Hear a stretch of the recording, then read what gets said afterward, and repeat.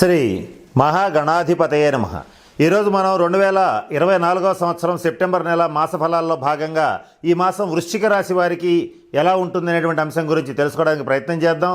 వృశ్చిక రాశి అనగానే విశాఖ నక్షత్రం 4వ పాదం, అనురాధ నక్షత్రం 1, 2, 3, 4 పాదాలు, జ్యేష్ఠ నక్షత్రం 1, 2, 3, 4 నక్షత్ర పాదాల్లో జన్మించిన వాళ్ళందరినీ కూడా మనం వృశ్చిక రాశి జాతకాల కింద పరిగణిస్తాం.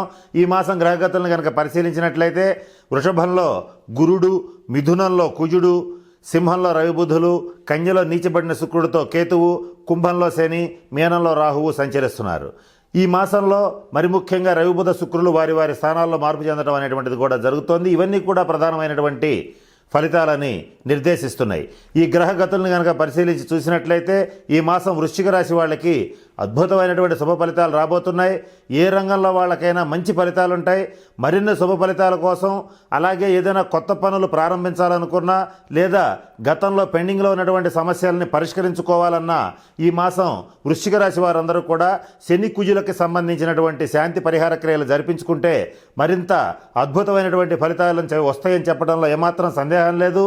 ఇకపోతే ఈ మాసం గ్రహగతులు అనుకూలంగా ఉన్నాయి, కానీ మీకు అన్నీ ఉన్నా అల్లున్నోట్లో శని ఉన్నది అన్నట్లుగా ప్రతి పనిలోనూ మీరు విజయపదంలో దూసుకు వెళ్ళవలసిన సమయంలో అనవసరమైనటువంటి కంగారుకి గురవుతారు. ఓర్పు తగ్గుతుంది, కంగారు పెరుగుతుంది. తద్వారా ఎప్పుడైనా సరే కంగారులో కొన్ని తప్పులు చేసే అవకాశం ఉంటుంది. వాటి యొక్క మూల్యం భారీగా ఉండే అవకాశం ఉంటుంది. కనుక slow and steady wins the race అన్నట్లుగా ఈ మాసం అంతా కూడా మీరు చక్కగా నిదానంగా ప్రతి పనిని కూలంకషంగా ఆలోచించి చేయగలిగితే ప్రతి పనిలోనూ తప్పనిసరిగా విజయం సాధించగలుగుతారు. ఈ మాసం తరచుగా ప్రయాణాలు చేస్తారు. చేసే ప్రతి ప్రయాణం కూడా మీకు ఎంతో కొంత లాభదాయకంగానే పరిణమిల్లుతుంది. అలాగే ప్రతి క్షణం మనసు మార్చుకుంటూ ఉంటారు. మూడ్స్ అనేవి త్వరగా మారిపోతూ ఉంటాయి. తద్వారా తీసుకునేటువంటి నిర్ణయాలు కూడా తరచుగా మారుతూ ఉంటాయి. దీనివల్ల మీరు ఒక రంగంలో స్థిరపడటానికి ఎక్కువ సమయం తీసుకుంటుంది. అట్లా కాకుండా ముఖ్యంగా ఈ మాసం నుంచి తీసుకునేటువంటి నిర్ణయాలకు స్థిరంగా తీసుకోండి. ఆ నిర్ణయాలని తీసుకునేటప్పుడే 1-2 సార్లు బంధుమిత్రుల ద్వారా, ఆత్మీయుల ద్వారా సరైనటువంటి నిర్ణయాన్ని తీసుకునేటట్లయితే చక్కటి అభివృద్ధి అనేటువంటిది గోచరిస్తుంది. కుటుంబంలో శుభకార్య పరంపర కొనసాగుతుంది.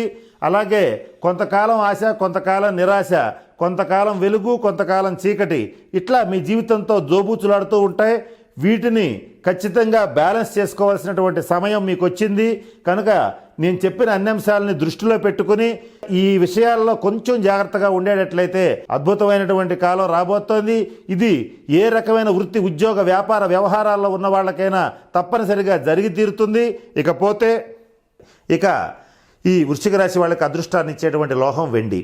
మీరు మీ దగ్గర ఒక సిల్వర్ గోళీలను కానీ, ఒక చతుస్రాకారం ఒక వెండి ఒక బిళ్ళని కానీ, అంటే లాకెట్ని కానీ మీ దగ్గర ఉంచేటట్టు చూసుకోండి. లేదా వెండి లాకెట్లో ఆంజనేయ స్వామి ఉండేటువంటి దాన్ని మీరు మెడలో ధరించేటట్లయితే చక్కటి అదృష్టాన్ని ఇస్తుంది. ఇక మీకు అదృష్టాన్ని ఇచ్చేటువంటి సంఖ్యలు 3, 9. అలాగే ఈ వృశ్చిక రాశి వాళ్ళు ఏ వాహనాలు అయితే వాడుతుంటారో, ఏ మొబైల్ నెంబర్స్ అయితే వాడుతుంటారో వాటి టోటల్ 3, 9 వచ్చేట్టుగా చూసుకుంటే చక్కటి అదృష్టాన్ని ఇస్తాయి. వాటి మీద మీరు ఆ వాహనాలు వేసుకుని వెళ్ళేటట్లయితే మీరు వెళ్ళేటువంటి పనులన్నీ కూడా విజయవంతంగా పూర్తవుతాయి. మరి దురదృష్టాన్ని ఇచ్చేటువంటి అంశాల గురించి కూడా ఇప్పుడు మనం తెలుసుకోవాలి. మీకు కొంత వ్యతిరేకమైనటువంటి ఫలితాలు ఇచ్చేటువంటిది బుధవారం, శుక్రవారం. వీలైనంత వరకు ఏదైనా సరే కొత్త పనులు చేయాలన్నా, మీ జీవితంలో ముఖ్యమైన సంఘటనలకు సంబంధించి నిర్ణయాలు తీసుకోవాలన్నా బుధ, శుక్రవారాలు తీసుకోవద్దు. ముఖ్యంగా వివాహ సంబంధమైన విషయాలకి సంబంధించి శుక్రవారం మాత్రం వీలైనంత వరకు వాయిదా వేయండి. ఇక బుధవారం కూడా ఆర్థిక పరమైనటువంటి అంశాలకు సంబంధించి వీలైనంత వరకు వాయిదా వేయటం ముఖ్యంగా చెప్పదగిన సూచన. వ్యతిరేకమైనటువంటి ఫలితాలను ఇచ్చేటువంటి నెంబర్ వచ్చేటప్పటికి టోటల్ 5. అంటే మీ వెహికల్స్ కానీ, మీ మొబైల్ నెంబర్స్ కానీ ఏదైనా సరే టోటల్ 5 రాకుండా చూసుకోండి. వస్తే ఏం జరుగుతుందంటే కొంత వ్యతిరేకమైన ఫలితాలు ఉంటాయి. ఆ వచ్చిన వెహికల్తో మీరు వాడుతున్నారనుకోండి ఆల్రెడీ, కొన్ని సందర్భాల్లో అది కొంచెం ఎక్కువగా రిపేర్లో ఖర్చు పెట్టడం కానీ, దాని మీద వెళ్ళినప్పుడు ఒక పనికి 4-5 సార్లు వెళ్లాల్సిన పరిస్థితులు కానీ వచ్చే అవకాశాలు గోచరిస్తున్నాయి. కాబట్టి ఈ విషయాలు గమనించండి. మీరు కుజగ్రహ అనుగ్రహం కోసం చేయవలసిన పరిహారాలు ఏమిటి అనేటువంటి అంశం గురించి ఇప్పుడు తెలుసుకుందాం. ఇక్కడ కుజగ్రహం కోసం, అంటే కుజగ్రహం యొక్క అనుకూల దృష్టి కోసం, కుజగ్రహం ఇచ్చేటువంటి శుభ ఫలితాలు పొందడం కోసం మీరు మీ దగ్గరలో ఉన్నటువంటి శివాలయంలో కుజగ్రహానికి సంబంధించినటువంటి గ్రహ మంత్రాన్ని అలాగే జపింప చేసుకుని అలాగే కందుల్ని గనక దానం ఇచ్చేటట్లయితే చక్కటి పరిహారం అనేటువంటిది లభిస్తుంది. ఒకవేళ ఇది చేయలేని వాళ్ళు చేయవలసిన పరిహారాలు కూడా మీకు ఇప్పుడు తెలియచేయడానికి ప్రయత్నం చేస్తాను. వాటిల్లో మొదటిగా పక్షులకి ఆహారం వేయండి. పక్షులకు ఆహారం వేస్తే కుజగ్రహ శాంతి అనేటువంటిది జరుగుతుంది. అలాగే మరొక చిన్న పరిహారం గురించి ఇప్పుడు గమనిద్దాం.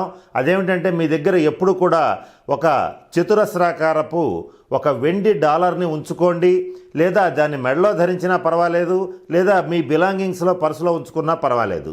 ఇలా చేసేటట్లయితే కుజగ్రహం యొక్క సంపూర్ణ అనుగ్రహం అనేటువంటిది లభిస్తుంది. శనిగ్రహ శాంతి కొరకు మీరు పాటించవలసిన పరిహారాల గురించి ఇప్పుడు నేను తెలియచేయడానికి ప్రయత్నం చేస్తాను. కలియుగంలో ఏలినాటి శని, అష్టమ శని, అర్ధాష్టమ శని, జన్మశని, శని మహర్దశ, అలాగే గోచార రీత్యా జరుగుతున్నటువంటి శని బాధల రీత్యా తప్పించుకోవటానికి అనేక పరిహారాలని మన మహర్షులు తెలియజేయడం జరిగింది. వాటిల్లో ప్రతి శనివారం నాడు శనీశ్వరుడికి తైలాభిషేకం జరిపించటం, అలాగే ప్రతి శనివారం నాడు కానీ లేదా ప్రతి ఒక 8 శనివారాల పాటు కానీ ప్రతి శనివారం పూట నువ్వులు అలాగే బెల్లం దానం ఇచ్చేటట్లయితే శనిగ్రహ శాంతి కలుగుతుంది. శనిగ్రహ జపం చేసి, శనిగ్రహ దానం చేసి, శనిగ్రహ హోమం చేసినా కూడా శనిగ్రహ శాంతి అనేటువంటిది జరుగుతుంది. ఇది అందరూ చేసుకోవడం మంచిది, అవసరం కూడా. అయితే ఇక్కడ చేసుకోలేనటువంటి వాళ్ళు, ఇంట్లో చేసుకోగలిగినటువంటి వాళ్ళు కొన్ని పరిహారాలు కొంతమందికి బయటికి వెళ్ళే అవకాశం ఉండదు, కొన్ని ఇబ్బందులు కూడా ఉంటాయి. కనుక వాళ్ళు చేయవలసిన సులభమైనటువంటి పరిహారాలు కూడా ఇప్పుడు మీకు నేను తెలియచేస్తాను. వాటిల్లో మొట్టమొదటగా కుడి చేతి మధ్య వేలికి స్టీల్ రింగ్ని ధరించండి. ఇలా ధరించేటట్లయితే శనిగ్రహ అనుగ్రహం అనేటువంటిది కలుగుతుంది. అలాగే మీ దగ్గరలో ఉన్నటువంటి అనాథులకు కానీ, వికలాంగులకి కానీ, పేదవాళ్ళకి కానీ, ప్లాట్ఫామ్ మీద పడుకునేటువంటి వాళ్ళకి కానీ నల్ల కంబళి దానం ఇవ్వడానికి ప్రయత్నం చేయండి. ఇలా ఒకళ్ళకైనా ఇవ్వచ్చు, లేదా కనీసం 8 మందికైనా ఇవ్వచ్చు. అది మీ యొక్క ఆర్థిక స్తోమతను బట్టి చేయండి. అలాగే కాకులకి ఆహారం పెట్టండి. ప్రతినిత్యం కాకులకు ఆహారం పెట్టినా కూడా శనీశ్వరుడి వాహనం కాకి, అలాగే కాకికి ఆహారం పెట్టినా తప్పనిసరిగా శనిగ్రహ శాంతి కలుగుతుంది. వీటిల్లో నేను చెప్పిన వాటిల్లో ఏ రకమైన పరిహారాలు చేసుకున్నా కూడా సంపూర్ణ శని యొక్క అనుగ్రహం కలుగుతుంది. అది కలిగిందంటే కలియుగంలో ఏ వ్యక్తికి ఎదురుండదు. 9 గ్రహాలు ఇచ్చేటువంటి దుష్పరిణామాలను కూడా సునాయాసంగా శనీశ్వరుడు ఆపగలుగుతాడు.